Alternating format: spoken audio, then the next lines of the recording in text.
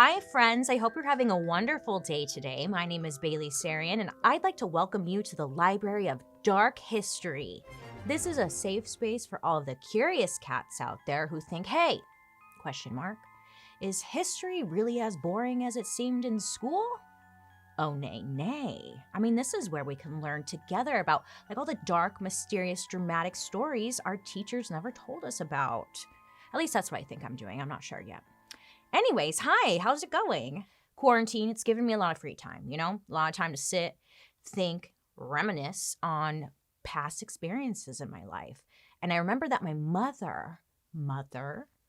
mom, she set me up on a blind date once. And I was like, fine, I'll go, Mom, whatever, So I meet up with him at some sushi place and we start talking about what we each do, And he's like, oh, I quit my job and I was working on Wall Street and I moved back in with my parents to pursue my career as a DJ. And I wasn't judging, Hey, live your dreams. Go after them, So then we headed to a karaoke bar where I sang TLC's No Scrubs. I mean, I was pretty sauced up at this point, but I believe I was hitting all the high notes, okay? Yeah.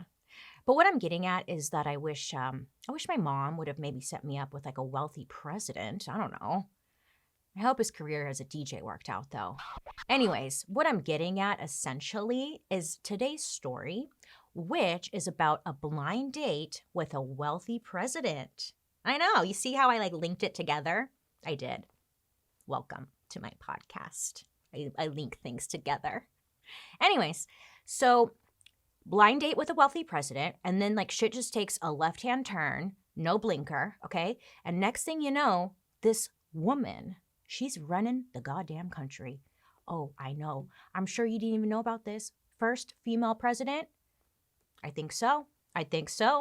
Would you believe me if I told you that she was propping up the president for a PR photo op? He couldn't even function, so she was just propping him up. Good for her. It's kind of hilarious, when you think about it, this story is kind of hilarious. And let's have a little fun. Let's do some giggling. Let's chat about Miss Edith Wilson, America's kinda maybe first female president of the United States. Sa sa sa sa na sha sha sha sha na sha na sha na sha sha sha na sha sha sha sha sha sha na sha sha sha. Thank you so much. I'm here all day. Thank you. Okay, let's talk about Edith Wilson. Well, let me tell you about her. She was born Edith Bowling in 1872 in a small Virginia town. She lived in a really tiny town in the middle of the mountains pretty much, but that didn't stop Edith from having a big old personality.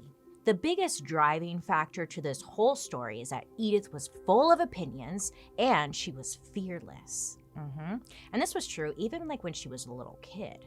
Maybe it's because her dad was a circuit court judge, or maybe she was born with it. Maybe it's Maybelline. I know, I'm just full of all the latest hits today. Anyway, so there was this one time when Edith was a teenager and these two guys came over to her house to visit the family. Well, Edith was hanging with her boys and she felt like they were being super dull. She's like, I'm bored.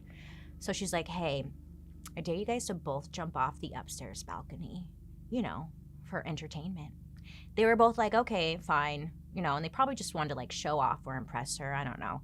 But they decided to do it. So they both jumped off the balcony. Well, actually, let me go back a little bit because they decided to hang or dangle onto the edge of the balcony and then drop to the ground. And they're about to fall, okay? And Edith is watching them and she thought it would be even more funny if she stomped on their fingers while they're holding on for dear life.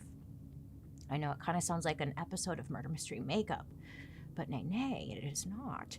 Anyway, she's stomping on their fingers, and they did indeed fall, but luckily for them, they ended up not getting hurt. Later on in life, Edith would admit that she did it because she just thought they were boring, and she was like, you know what, I just wanted to laugh about it. Ha ha ha ha, I'm terrible. Oh, me. This kind of gives you an idea of who Edith was as a person. So it's the late 1800s. Women, you know, you're expected to be polite, pretty, and quiet, like shut the fuck up. Not be pushing men off balconies out of boredom. I mean, we probably still shouldn't do that, but you get what I'm saying. You get it. Great. Okay. But Edith, she wasn't like all the other girls. She was not afraid to let anybody know how she felt. Good for her. Anyways, when Edith turned 19, she met a man named Norman Galt when she was visiting Washington, D.C. Now, Norman was rich. He was rich. You know what I'm saying? He was a businessman and he ran a successful jewelry shop, and Edith is seeing dollar signs.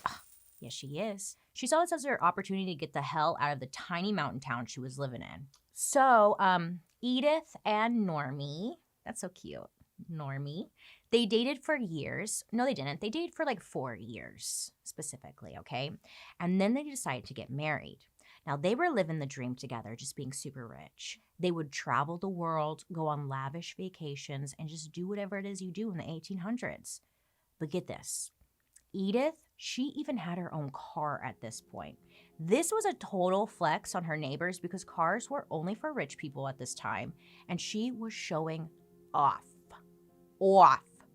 Edith would be the first person to get her driver's license in Washington, D.C. I mean, that's pretty iconic. The first person to get a driver's license? Hello? Groundbreaking. What were the driving tests like back then?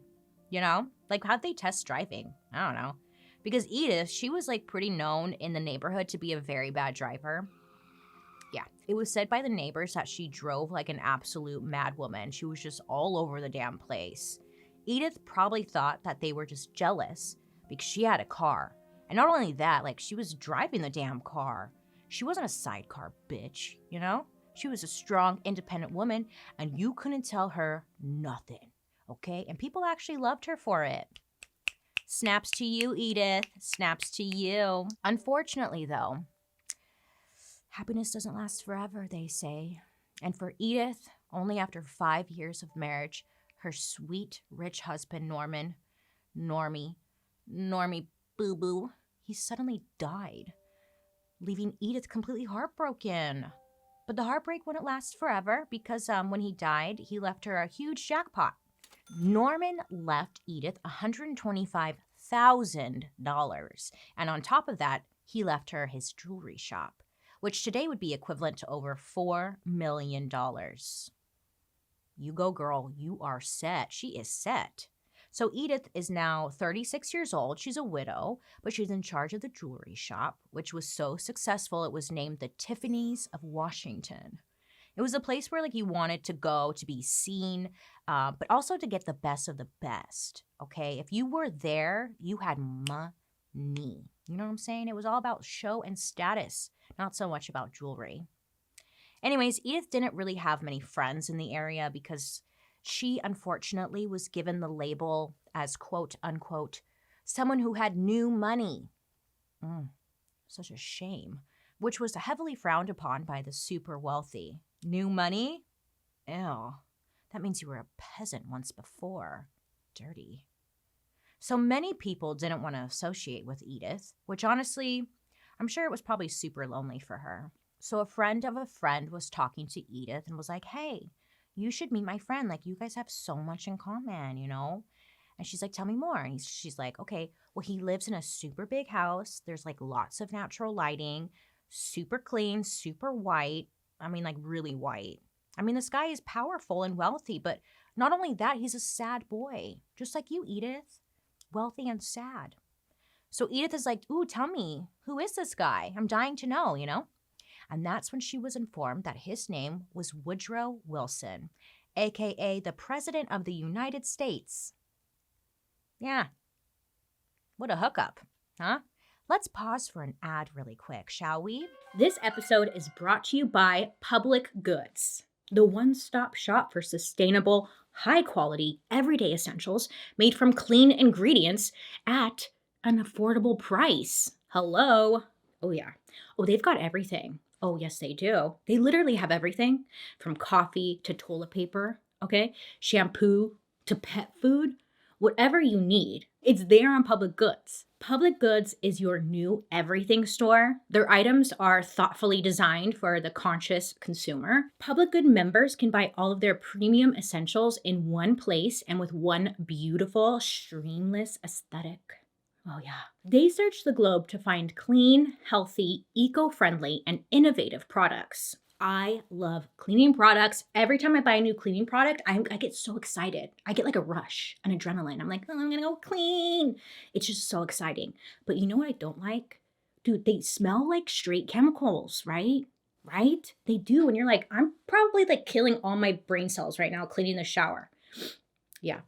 Anyways, Public Goods, they have like this bathroom cleaner that I love because one, it doesn't smell like it's killing my brain cells. And two, they have like a refill option. So once you run out, you could just purchase the refill. Hello, hi, yes, so easy. And it's really inexpensive. And plus, it does a good job. Thank you. My poor brain cells have been dying for years. They use a membership model to keep costs low and pass on even more savings to their customers. Best of all, you can make your first purchase with no obligation because I've worked out an awesome deal and it's just for you, my listeners. Right now, you can receive $15 off your first Public Goods order with no minimum purchase. That's right. They are so confident that you will absolutely love their products and come back again and again, that they're giving you $15 to spend on your first purchase. You have nothing to lose. At least check it out, their website, because I'm not kidding you when I say they have everything. You never have to shop anywhere else again. It's insane. Just go to publicgoods.com/darkhistory or use code DARKHISTORY at checkout. That's Public Goods. I'm going to spell it out for you. PUB as in boy, LICGOOD as in David, s.com/darkhistory, and you can get $15 off your first order. A big thank you to Public Goods for partnering with me on today's episode. Now, back to the story. Edith wasn't really interested in dating or politics, okay? It seemed like she kind of thought it was lame for her and the president to bond over grief, but her friends were determined to make it happen. One of her friends trying to hook Edith up was literally Woodrow's first cousin. So one day, the friends invite Edith out for tea. They're like, oh my God, what a coincidence. We're like right by the White House. Let's like go pop in. Come on, it'll be fun. And Edith is like, oh my God, this is so embarrassing, but whatever. Like, let's go in and get this over with. So since her friend is the first cousin, they can just walk into the White House. When they open the door, guess who's standing right there? Well, it's none other than the president himself, Mr. Woodrow Wilson, played by Richard Gere, if this were a rom-com. Because it's kind of like, sounds like a rom-com, right? Like a widow and the president are perfect for each other, but they don't fall in love, but they can't help it after a series of planned coincidences by some mischievous friends. I'd watch that. I'd rent it. Not buy it, but you get it. Okay, since this story is mainly about Edith, I'm not going to go too much into Woodrow's past and like what he's all about, but I'll give you the talking points. How about that? So who was this mystery bachelor? Well, first of all, his name was really Thomas, but everyone called him Woodrow. Or Woody. I don't know, I guess Thomas was too boring. Or maybe they didn't want to confuse him with Thomas Edison. No, I'm just kidding. But he went by his middle name. Great. And some of the big things he did as president were setting up the Federal Reserve and the Federal Trade Commission, brought in labor laws, and he also raised income tax. Boring, but, it's important because we still feel the effects of these things today. Woodrow was a master politician. Super smart, very well spoken, always dressed to the nines, and he was actually married once before. And it's kind of funny, is it? Kinda. Because Ellen, his first wife, was a soft-spoken intellectual, basically the opposite of Edith. But Ellen and Woody, they adored each other, and it was just a beautiful marriage until she died in 1914. That kind of ruined it. Now, Woody seemed to have mommy issues, and that's not me being mean. It seemed to be the truth because this man, he needed constant love and attention from a woman to function, okay? He even admitted multiple times throughout his life that if he didn't have a woman, he straight up couldn't work at all. What Woody strived for in his relationships was to connect deeply on a more personal, emotional level, having someone he could trust with his secrets, someone who was loyal, someone who was there to reassure him that he's doing amazing. Well, when Edith opens the door to the White House, Woody described their first meeting as love at first sight. Like doves are just flying everywhere. We hear their heartbeats 1,000 miles away. An eagle turns towards the eastern wind and sheds a single tear. The world just stops. The two must have hit it off because within 2 months, he was writing her letters almost daily. He knew him and Edith were meant to be together forever. Oh, yes. And he wasn't going to accept anything else. He was kind of like, honestly, low-key a stalker, okay?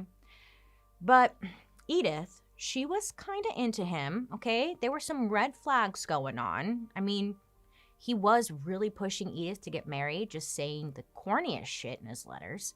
And he even went as far as proposing to her via letters, saying, quote, "In this place, time is not measured by weeks or months or years, but by deep human experiences." What does that even mean?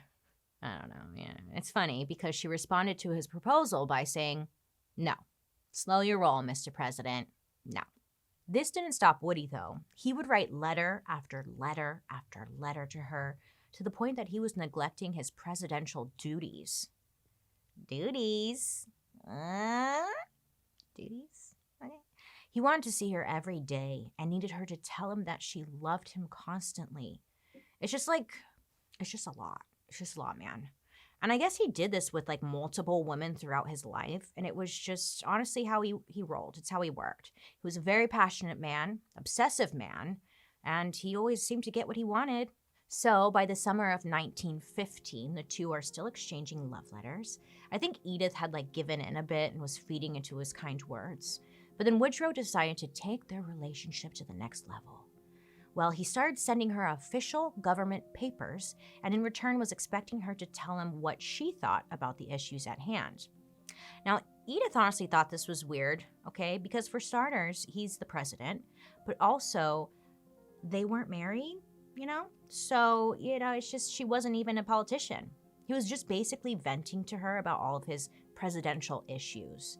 He would go on expressing the problems he was having with Congress, possible wars that were going to happen.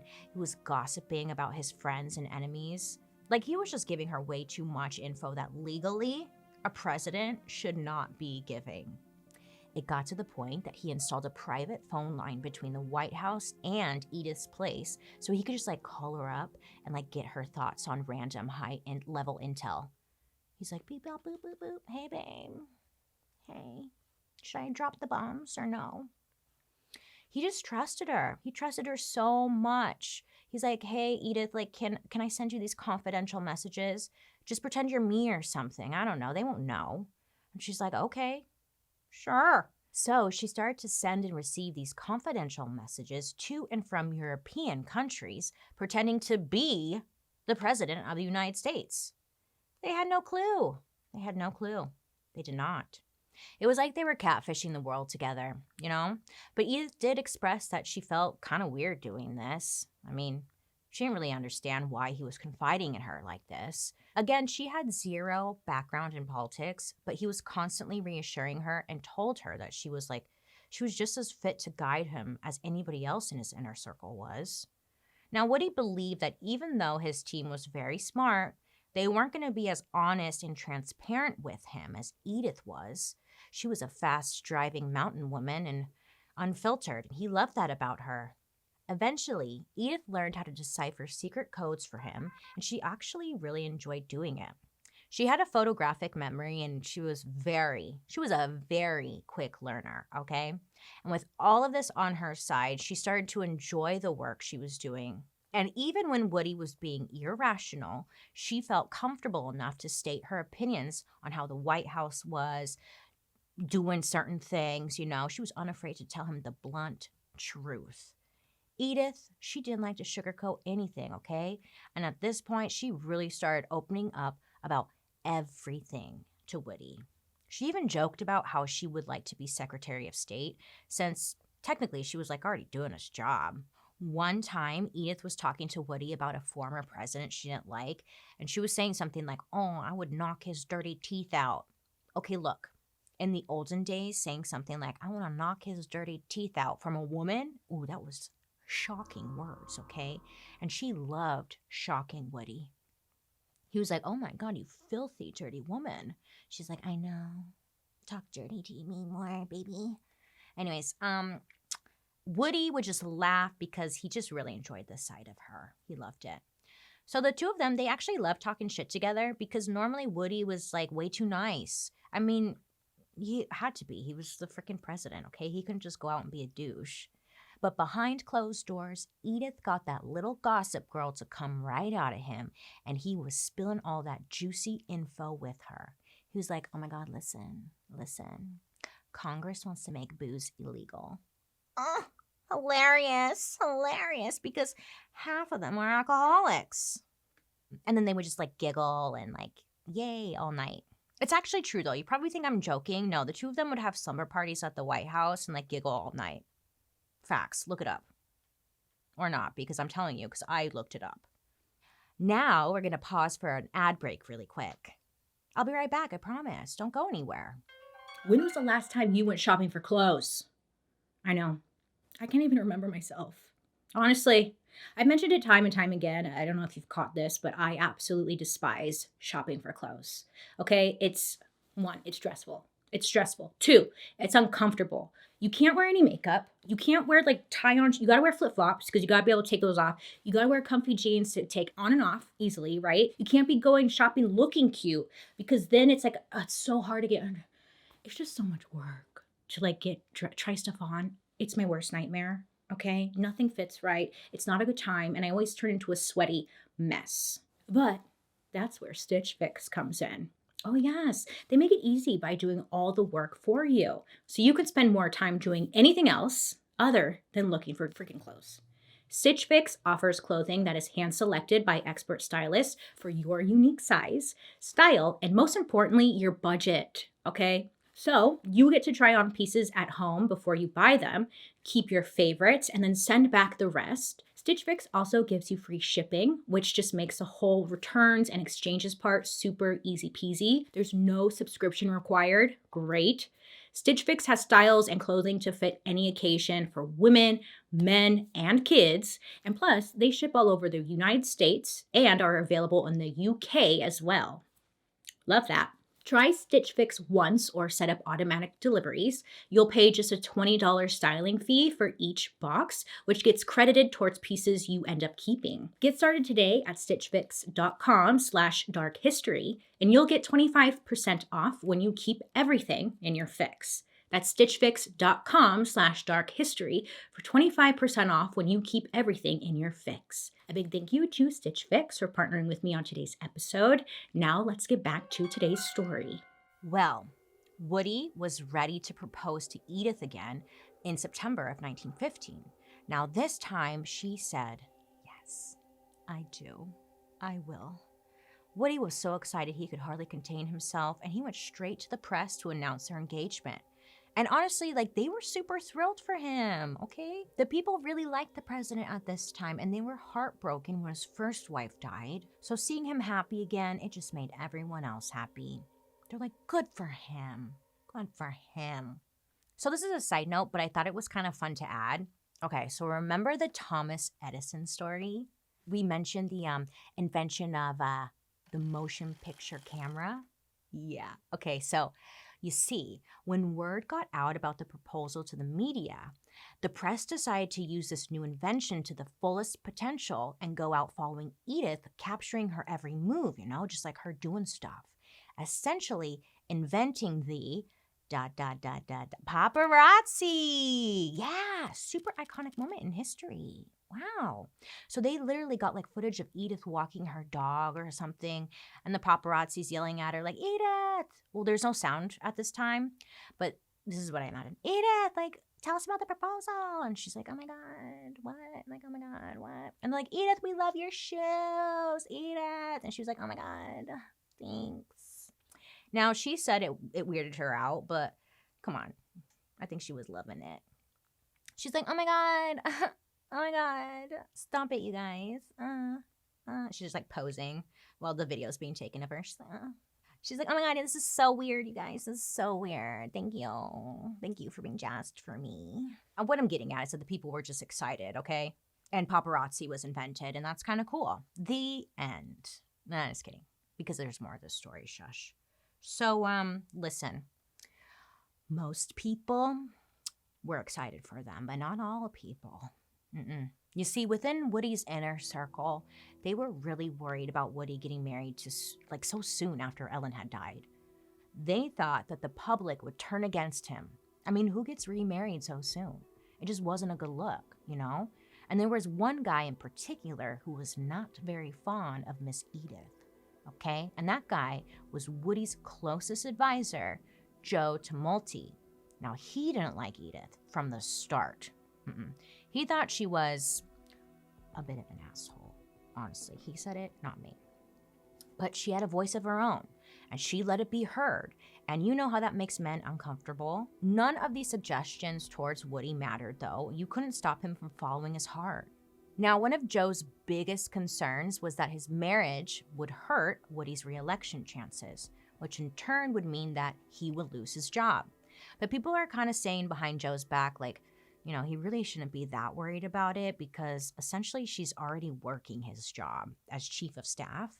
I mean, not officially, but honestly, kind of officially. And if Woody had to pick between Joe and his wife, who do you think he's going to pick? Who do you think he's going to pick? Freaking his wife.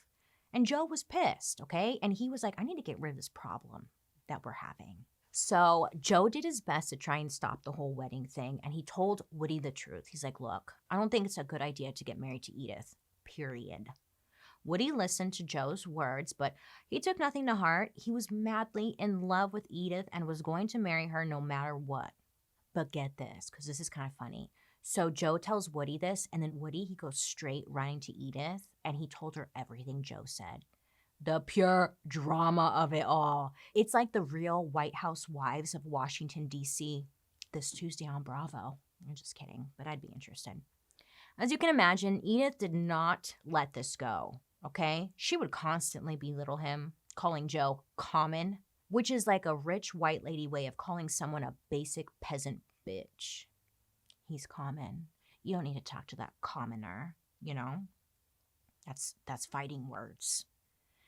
It wasn't just Joe who didn't want them to get married. It was like everybody within Woody's inner circle. You see, some letters were found by the president's people addressed to Woody himself from another woman, a woman named Mary PECK. Oh, yeah. And there were a ton of these letters, like 200 of them. And it seemed like this was going on for years. Now, this is just the ammunition they needed to get Edith the hell out of the White House. So Woody's people thought, hey, this is a great opportunity to blackmail him, you know? So they go to the president and they're like, okay, you tell Edith about these letters or we're going to tell Edith. Either way, they know that she's probably going to be pissed and leave. And they're like, yeah, our plan is going to work to get her out of here. Goodbye. Bye, goodbye. You're welcome. The question is, like, what was in the blackmail letters from Mary to Woody? Was it nudes? Was it something freaky? Was it a love affair? Well, the answer is an ad break. We're going to take an ad break. Sorry about that. I love you. Today's video is brought to you by HelloFresh. HelloFresh, they have a family-friendly menu, and it's a big win for back-to-school season because they got easy, delicious recipes for drama-free dinners that everyone will enjoy. Oh yes, they all will, okay? No picky eaters because the food is freaking good. HelloFresh over here has their fall harvest seasonal recipes available. So they got something like, it's called pumpkin cinnamon rolls. Can I tell you the pumpkin cinnamon rolls are incredible. Cinnamon rolls are incredible, but pumpkin cinnamon rolls, next level. Next level, okay? Anyways, they have fresh, high-quality ingredients that travel from the farm to your front door in less than a week. And with HelloFresh, you can like skip the whole trip to the grocery store, and everything you need to make a chef-curated meal gets delivered right to your front door. Great. Also, the packaging HelloFresh uses to ship your food is almost entirely made from recyclable and/or already recycled content.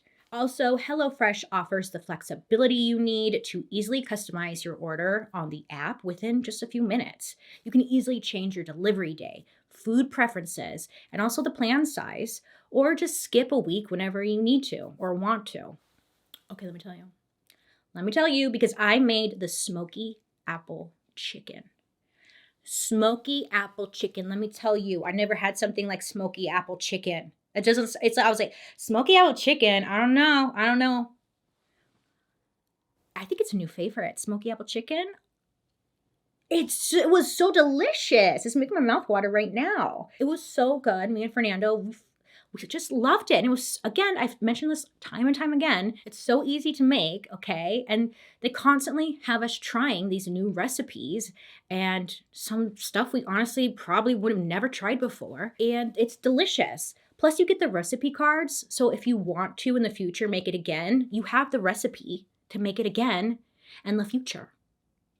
Great. If HelloFresh sounds like your cup of tea, hop on over to HelloFresh.com and use my code DARKHISTORY14 to get 14 free meals, including free shipping. Again, HelloFresh.com and use my code DARKHISTORY14 to get 14, you heard that right, free meals, including free shipping. A big thank you to HelloFresh for always partnering with me on my episodes. It's so greatly appreciated. Now, let's get back to today's story. Okay, welcome back. So who the heck is Mary Peck? Oh, that was good. That was good, you guys. I'm on a good roll today. I think I'm just done for the day, honestly. Like, my rhyming skills and singing is off the freaking charts right now. 1907, Mary was on vacation in Bermuda, and guess who she ran into? Okay, look, Woody. It was Woody Woodrow. Okay, now Mary wasn't just a nobody. She was a well-known socialite. Okay, she came from money. Yes, she did. And she was able to just go up to Woody and just have a conversation with him because, you know, they come from like the same social circle.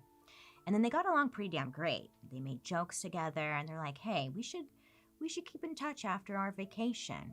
And they did just that. They wrote letters back and forth for years. And Woody did what he knew best. He would overshare, constantly oversharing.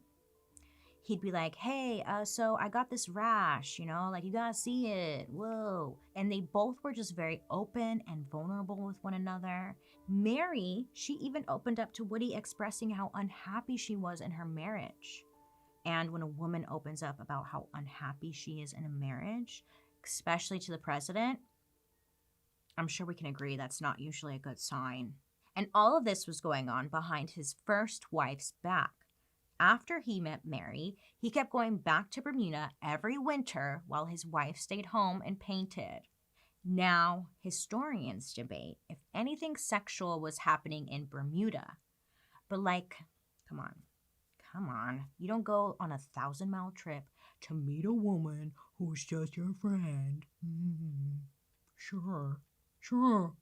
Yeah, in the main. So sure. Some shit. They tried, they say that, you know? They were just friends. That's my response. Anywho, again, there's really no evidence that proves anything was sexual, but some believe that they were knocking boots, doing the nasty, whatever you kids want to call it, it was possible. Mary and Woody sit energy. How do you spell banging? Hold on. B-A-N-G. Banging. But the main reason the blackmail letter seemed credible was because at one point, Mary hit some hard times. You see, she finally got divorced from her then husband, which left her completely broke. So in one of her letters to Woody, she asked for some help. You know, some financial help. And since Mary was probably Yankee doodling his dandy, he had no problem sending her some money. You know, he offered her $1,500 to go towards, well, whatever it was she needed. So when Woody was faced with the idea that Mary may have written a blackmail letter, he was like, oh shit, whoops. Like he just believed it, you know? He knew how bad it looked for him at this time. A married man sending this woman a lot of money and a lot of letters. I mean, 200 letters? He probably didn't even remember what he wrote half the time. When Woodrow was told about this blackmail letter, he freaked. And without hesitation, he sprinted his ass to Edith and he told her everything, okay? It sounds like something an innocent man would do, sure. Anyway, so he tells Edith, he goes to her, he's like, baby, look, listen, babe, I love you. I freaking love you, babe. Listen, I'm being blackmailed. And then he goes into great detail about his relationship with Mary. Now, to make a long story short, Edith, she didn't really care. This all happened before she was even with him, so why would she care? She didn't care. So she just decided, you know what? I'm going to ignore the rumors, okay, and we're going to continue on with this engagement. The funniest part of this whole blackmail letter situation for Mary, yeah, it didn't even exist. No, it didn't. Woody's people, they were trying to sabotage the wedding, and they made the whole thing up. If anything, to you and I, that probably just shows how guilty Woody was over here. So sometime down the line, given who Edith was, she probably asked to see the blackmail letter revealing the truth. If she did, she caught those men with their pants down. She found out it was all bullshit, okay? And it would explain why she never really trusted Woody's people. And that was a bad move because grudges were her specialty. They sure were. Edith always felt like an outsider, and now she had the proof she needed, and, you know, she would always be an outsider. It's like petty high school drama, except, like, this isn't the White House. So in December of 1915, Woodrow Wilson and Edith Bowling would officially become husband and wife.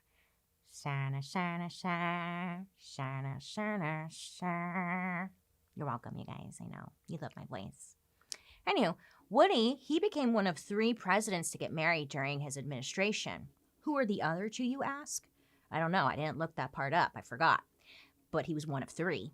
Now, the wedding was a big deal, and the press, they loved Edith because she was serving mountain realness to Washington, D.C. Most of the time, the First Lady is expected to, like, just stand there and be pretty and, like, redecorate the Lincoln bedroom. But not Edith. She was like, let me put on my boots and do some shit. Let me dry the car. Like, yeah, she was wild. Wild. You know what you never see in TV shows and movies about the president? The First Lady sitting next to him at his desk as he gets daily briefings. So Edith, she did just that. She would sit in on his important meetings and she would even, like, help him write his speeches. Now, Woody, he was riding the new popularity wave as president, and Edith was right by his side, charming everyone along the way. In 1916, they, Edith and Woody, they would win re-election. You see, a lot of people think Woody wouldn't have won without Edith, you know? If I were Edith, I would have rubbed that right into Tumulty's cute face, that Joe guy. Yeah, Google him. Okay, look, everyone was making fun of him. They're like, oh, he's so ugly. But I Googled him. He's got a very strong nose. It's great, honestly. It's a sturdy nose. That's my review. Anywho, so after the inauguration, another big thing happened. The United States joined World War I. Now, Woody was public about how much he hated, like, all this war shit, okay? So he was like, you guys, I'm going to go on a cross-country road trip and tell Americans everywhere that they need to pressure their local politicians to support world peace. Like, he was all about it. And you can imagine, probably traveling across the country was very tiring for him. He was 62 years old, and, you know, so yeah, he was a little dehydrated. And then drama strikes again. You see, let me tell you, let me get comfy, hold on. One day, while Woody was giving a speech in Colorado, mid-sentence, he collapsed. Gasp. So they sent him back to D.C. to get some rest. But the minute that he got back, Woodrow suffered from a stroke. Super gasp. Now, if you don't know anything about strokes, I hear that shit can really fuck you up, you know? Which it definitely happened to Woodrow. It left him now paralyzed with no function over the left side of his body, and he was bound to a wheelchair. He couldn't even talk for more than a few minutes before his voice became too weak to continue. Now, this isn't ideal for someone who needs to make, public speeches or run the free world. So now what's going to happen? Who's going to take charge? Where do we go from here? Well, you'll never guess who steps in. I'm sure you can, because who is this episode about? Silly. Let's take an ad break.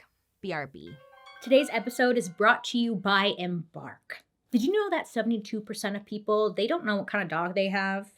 Which is totally fine, right? Because a lot of times you don't know what kind of dog you have. There are so many out there, and what kind of breed is your dog? Do they have any allergies, any health problems? Maybe you're just curious, Well, Embark is here to help.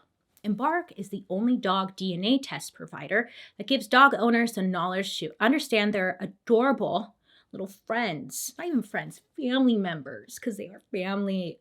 It provides you the information needed to create personalized care plans based on your pet's DNA profile so they can live happier, healthier, and most of all, longer lives.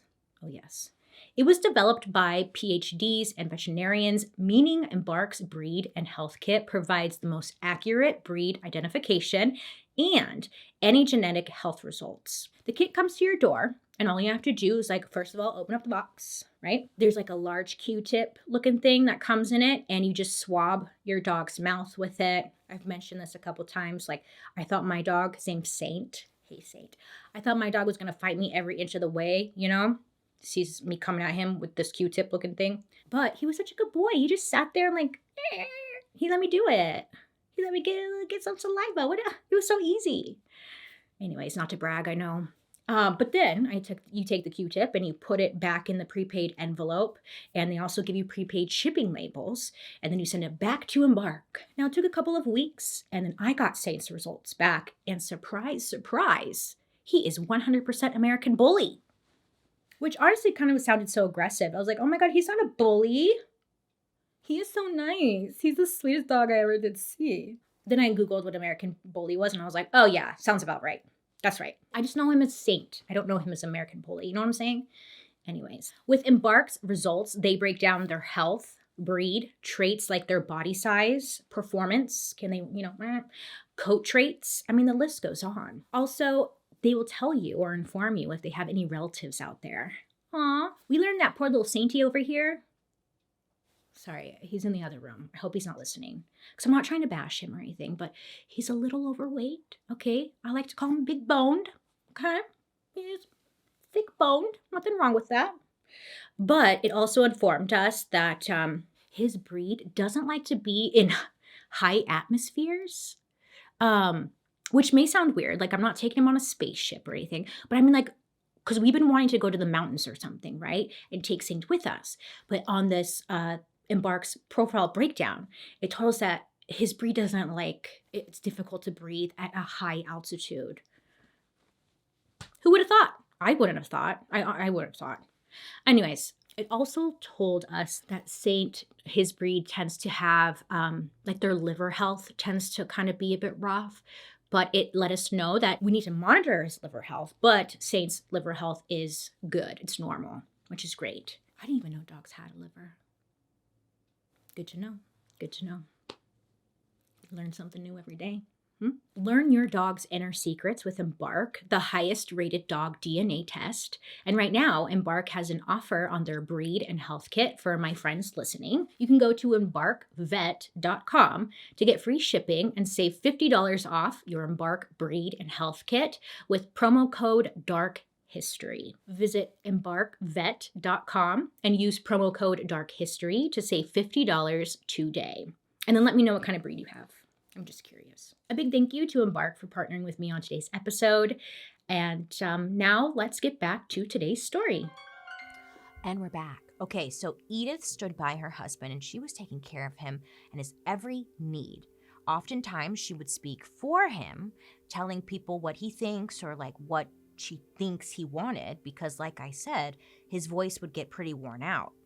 Now, Edith wasn't trying to take power from him. She wanted to ensure Woody kept his power, you know? But that didn't stop people from claiming that Edith was some kind of political opportunist, somebody who wanted to be the first female president of the United States. But was this true? Not really, but kinda. It's not wrong, but it's not right, you know? So, she did make a few major decisions while Woody was in recovery. The biggest one was not telling the public the true nature of his condition. She would not allow visitors to come and see him, and she would hide this information from the people, the press, and the public. Doctors who were taking care of Woodrow would tell the people he was recovering from a nervous condition, which is vague, you know, but they were doing that on purpose because they didn't want the vice president to know. Because what happens, you see, is that the vice president will then become president. It's just a whole mess, okay? So Edith was like, look, I'm keeping quiet. I'm not going to say anything, okay? She would sit Woodrow up in his bed, put some sunglasses on him. She was like, look, see, he's good. See? Let me guess. You think I'm joking. I am not. I'm not. There's actually this very famous picture of Woody propped up at his desk, okay? And it's made to make it's supposed to look like that he's working. He has a pen in his hand and he's looking down at papers, but Edith is right next to him holding the papers down and kind of pushing him up a little bit. She's like, yeah, baby, got it, you know? It just she's trying to make it seem like he can write. The only thing missing from my joke is his sunglasses. Yeah, it's Weekend at Woody's. Honestly, this was just a full-on crisis being swept under the rug by Edith and the few people who knew. I feel bad for Woody, you know. He probably just wanted to take a nap. He was tired. Now, Edith wasn't kidding herself. She would never become or get the title of president, you know. But the power?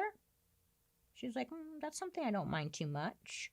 The people were getting so concerned because, no one had heard from the president in a while. So naturally, rumors start spreading. People are talking, especially in the press. One of them were suggesting that the president had gone absolutely insane. There were bars put on the window to keep him from escaping. To be fair, there were bars on the window, you see, but they had always been there, and just no one had noticed before. Yeah. But Edith was in charge of controlling what information came to the president, and she would filter out the ones she didn't feel were important or that he just didn't need to know. So in this way, she had a ton of power.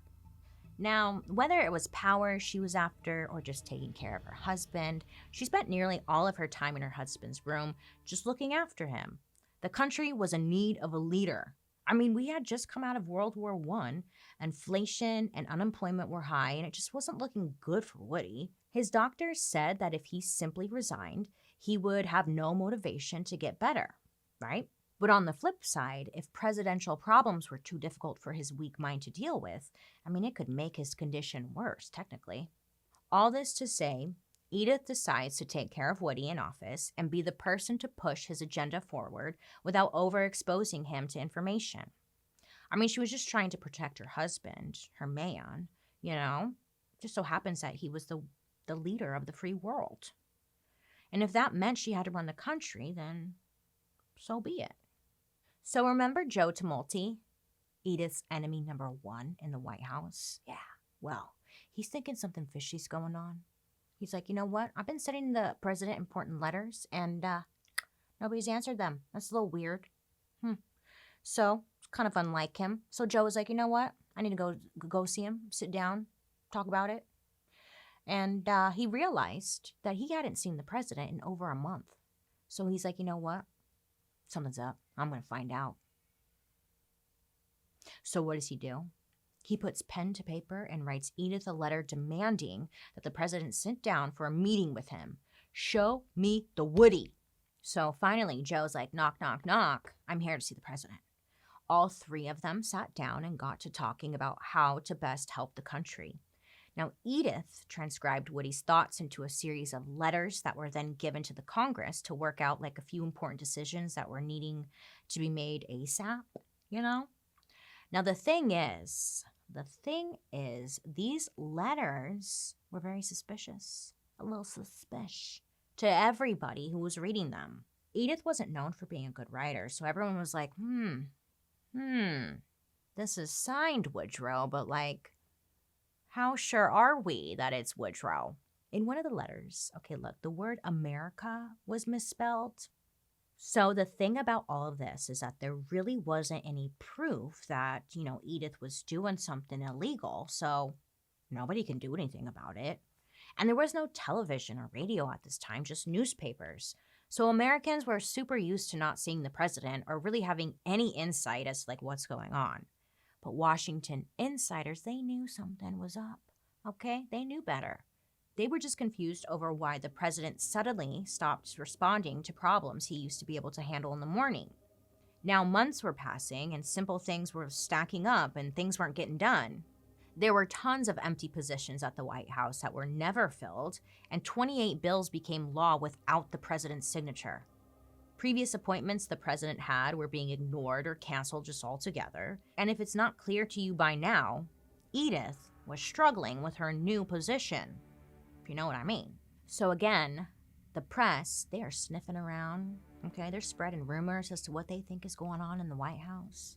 And most settled on the idea that Edith was the one helping the president, probably more than she should, So since Woody wasn't responding to much of anything, that's when people started going right after Edith just more directly. Not only was she keeping secrets, but potentially a woman in charge? Oh, hell no. America is just not ready for that emotional roller coaster that a woman would bring into the White House. Oh, she's bleeding on things. She's a woman. She probably eats, like, salt and stuff. I don't know. She cries and eats chocolate. She's so emotional. We might have wars. That's what they're probably doing. They still do it now. There was this time during a congressional meeting, a senator stood up and he was like, you know what? We need to stop and take a break because the country is being run by a presidenttress. That's like literally what he said. A presidenttress. He's like super mad about it. He's essentially complaining that there's a woman in charge and like we need to do something about it because this is not very America. I mean, to be fair, she wasn't the president, like she can't be doing that shit, but she was. One time the Secretary of State went to Congress trying to discuss the president's stroke. Well, this got back to Edith and she was like, oh, heck, no. You're supposed to keep your mouth shut. Like, what are you doing? You're ruining this for me. I mean, us. So what does she do? She fires his ass. Yeah, she does. Well, she didn't fire his ass technically. The president fired his ass. But everyone believes it was actually Edith who did that. Another big thing that happened while Edith was around was women got the right to vote. Good for you, Edith. Good for you. Thank you. Thank you. But guess what? This is dark history, bitch. Listen up. The truth is that Edith hated women's rights. She did. She didn't like them. And like many rich white women of the era, Edith did not like the idea of women voting. In fact, she once referred to the women fighting for this cause as disgusting creatures and made it a point to let everybody know that she was not in any way related or supporting this feminist movement. It was actually her husband who pushed for women's voting rights. Now, Edith may have been a progressive woman, owning a business, driving a car, running the country, but supporting other women? No, that was not high on her to-do list. So despite his illness, Woody wanted to run for a third term with Edith's help, which was legal back then. Well, the leaders of this political party were like, dude, bro, you're barely hanging on, okay? We can't let you run again. Like, are you nuts? And yeah, he was nuts. Maybe it was Edith who was nuts, but they decided, you know what, maybe you're right. Maybe we shouldn't run. Maybe it's best not to run for re-election. So they decided not to. And it seemed to like break Woody's soul because just 2 years later, sadly, Woody would pass away.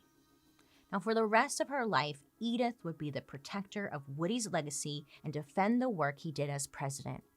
She didn't die until 1961, almost 40 years after Woody. She never remarried and she never ran for office, but she did stay involved in party politics. I feel like I went on a really weird journey of my emotions towards Edith when I was like putting this together. Let me tell you why. Because first of all, I didn't know who she was, right? And then I heard that she was like secretly the first woman president. And I was like, oh my God, this is amazing. We gotta tell the story. Like, I need to know more. And then I started to figure out like, oh, she actually wasn't that great. Like, she was kind of the worst. Yeah, you know? And like, she didn't really do anything with this presidential power. She just propped Woody up and like made like a PR moment out of it. She didn't do anything helpful, and she used the highest office to take out personal vendettas against her enemies. Is that a bad thing, though?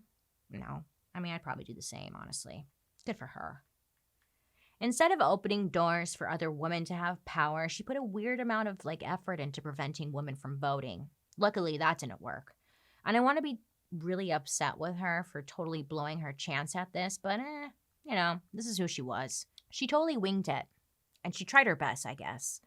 But she was mainly doing so just to protect her husband and his interest.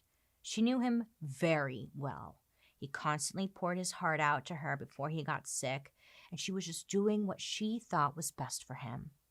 And when you dive into history like I do, you know, sometimes you come across figures from the past who, honestly, they didn't know that they were probably, maybe, perhaps become legends. Now, this is one of those situations. History kind of chose her. She didn't choose it. And I have a feeling, despite all of her faults, and there was probably like a lot of them, she played the best hand that she could. This put her in a position that nobody could have ever seen coming, you know? Especially not Edith, who probably just wanted to like drag race and talk shit about Joe Tumulty. And honestly, it was a problem that even the United States Constitution wasn't really prepared for either. It wasn't until 1967 that the 25th Amendment was added, which makes it way more clear what the country needs to do when a president dies or, like in Woody's case, becomes disabled. So at least, you know, Edith got one thing done. She helped usher in the 25th Amendment. You go, girl. Woo! You did it. You fucking did it, girl. Yeah. When Woodrow Wilson died, it said that some of his last words were to call himself a broken piece of machinery. Almost like he was a robot or something. And if Woody was like a machine, he probably saw Edith as the engineer that kept him going. Oh. And then, at the moment he died, he said his last words, which were Edith. That's so special. In the end, it was always about her, whether she wanted that or not. What do you guys think? Did you learn something new about Edith? Well, everyone, thank you so much for learning with me today. Remember, don't be afraid to ask questions to get the whole story because you deserve that. Now, I'd love to hear your reactions or thoughts to this story, so make sure to use the hashtag #DarkHistory over on social media so I can see what you're saying. Join me over on my YouTube, where you can watch these episodes on Thursday after the podcast airs, and also catch my murder mystery makeup, which drops every Monday. Hope to see you there. Have a good rest of your day. I hope you make good choices, and I'll be talking to you next week. Bye. Dark History is an Audio Boom original. This podcast is executive produced by BaileySarian, Chelsea Durgan from Slash Management, and Ed Simpson from Wheelhouse DNA. Produced by Lexi Kiven, Daryl Christon, and Spencer Strassmore. Research provided by Jed Bookout. Writers, Jed Bookout, Michael Oberst, Joey Scavuzzo, and me, BaileySarian. Today's historical consultant, William Hazelgrove, author of Madame President. You can find the book below to learn more. And Professor Michael Felix, M.A. And I'm your host, me again. Hey, me. It's all about me. BaileySarian. I'm just kidding. It's not all about me, but it's me, your host.